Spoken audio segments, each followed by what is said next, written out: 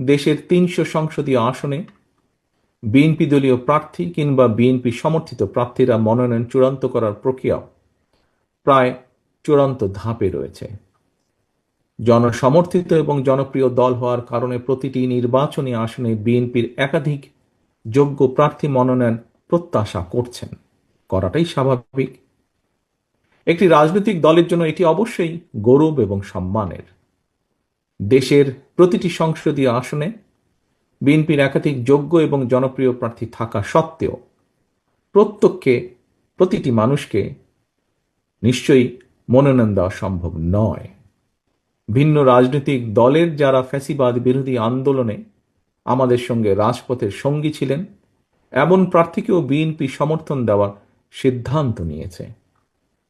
এই বাস্তবতার কারণে হয়তো কিছু সংসদীয় আসনে বিএনপি দলীয় প্রার্থী মনোনয়ন বঞ্চিত হবেন। বিএনপির সর্বস্তরের নেতাকর্মী সমর্থকদের কাছে আমাদের প্রত্যাশা, দেশ এবং জনগণের বৃহত্তর স্বার্থে, গণতন্ত্রের স্বার্থে আপনারা এই বাস্তবতাটিকে মেনে নেবেন দয়া করে। দলের সিদ্ধান্তকেই চূড়ান্ত হিসাবে গণ্য করবেন। আপনাদেরকে আমি আবারও স্বাধীনতার ঘোষকের সেই কথাটি স্মরণ করিয়ে দিতে চাই, ব্যক্তির চেয়ে দল বড়, দলের চেয়ে দেশ বড়। শীঘ্রই পর্যায়ক্রমে বিভিন্ন আসনে বিএনপির মনোনীত দলীয় প্রার্থীদের নাম আমরা জানিয়ে দেব দলের পক্ষ থেকে। দল যাকে যে আসনে নমিনেশন দেবে বা দেয়, অনুগ্রহপূর্বক তাকে বিজয়ী করে আনার জন্য ঐক্যবদ্ধভাবে প্রত্যেকে বাংলাদেশ জাতীয়তাবাদী শক্তিতে বিশ্বাসী প্রতিটি মানুষ দয়া করে কাজ করবেন। মনে রাখবেন, আপনাদের চারপাশে সুপ্ত আকাঙ্ক্ষা নিয়ে গুপ্ত স্বৈরাচার কিন্তু ওত পেতে রয়েছে। সুতরাং আপনাদের নিজেদের মধ্যে রেষারেষি, বিবাদ, বিরোধ এমন পর্যায়ে নেওয়া ঠিক হবে না যাতে করে প্রতিপক্ষ আপনাদের মধ্যেকার বিরোধের সুযোগ নিতে পারে।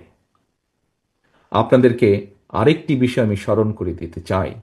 প্রতিটি সংসদীয় আসনে বিএনপির একাধিক প্রার্থী, আপনারা যারা নিজ নিজ এলাকায় জনগণের সমর্থন পেতে গণসংযোগ করছেন, আপনারা সবাই কিন্তু শেষ পর্যন্ত শহীদ জিয়ার অনুসারী, খালেদা জিয়ার সৈনিক, বিএনপির কর্মী, ধানের শীষের সমর্থক।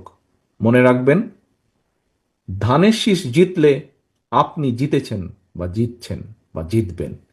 বিজয়ী হবেন দেশ এবং গণতন্ত্র।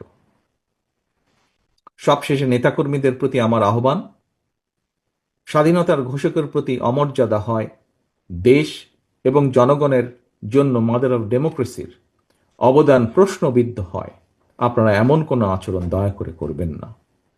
সারা দেশে বিএনপির লাখো কোটি সমর্থক বিব্রত হয়, আপনারা কেউ এমন কোনো আচরণ দয়া করে করবেন না। আপনারা জনগণের সঙ্গে থাকুন, জনগণকে সঙ্গে রাখুন। আপনাদের সামনে আমি আবারও সেই স্লোগানটি উচ্চারণ করতে চাই।